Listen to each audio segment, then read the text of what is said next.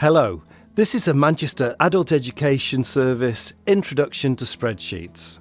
Spreadsheets can be really useful both at home and at work, and lots of people think this is something really complicated, but getting started is fairly simple. Spreadsheets are made up of lots of rectangles. Each rectangle is called a cell, and each cell has a name or a reference. This is A1, A2, A3, 4, etc. B4 across here. Over here would be C2. So which cell is this? Can you work it out?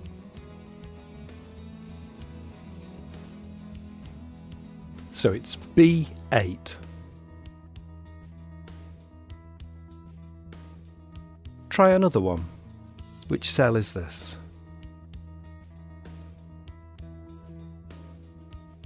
A5. So that's cell A5. Each cell can act as a calculator. So when you click on the cell to select it, you can put a calculation straight into it. 2 plus 2 equals 4. The formula would hide, and you're just left with the answer. Let's see how that works out in practice. I've chosen my cell. It's A1. It shows up on the top left there. And A1 equals what? And I put my formula in here. It equals 2 plus 2. So I type that in. It also shows down there until I press enter. But when I press enter, the formula disappears from the cell and only the answer is shown. The formula shows at the top, the answer in the rectangle. And that was using cell A1 as a calculator, calculating numbers within itself. Next, a cell can be used to calculate values in other cells. So, you can type numbers into some other cells, and they can be just randomly all over the place, although it's a good idea to keep things organized. And then choose which cell you want as the calculator. Let's use A1 again. So I'm going to type in the formula.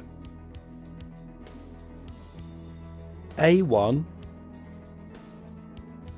equals, the first cell is B4, so whatever's in B4, I want that adding to, so I'll put a plus sign.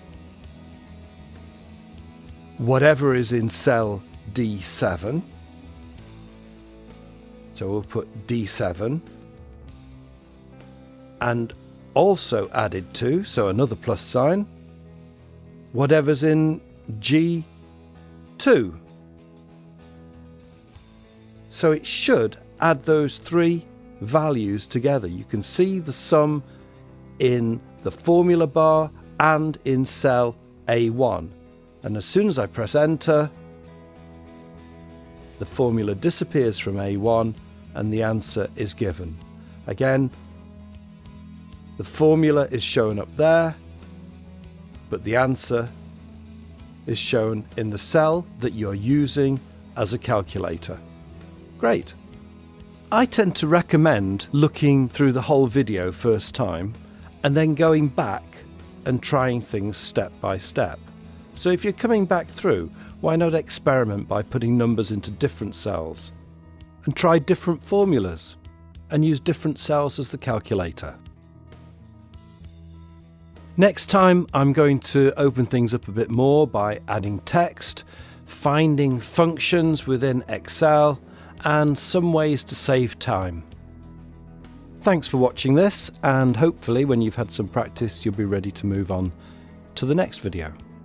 Bye.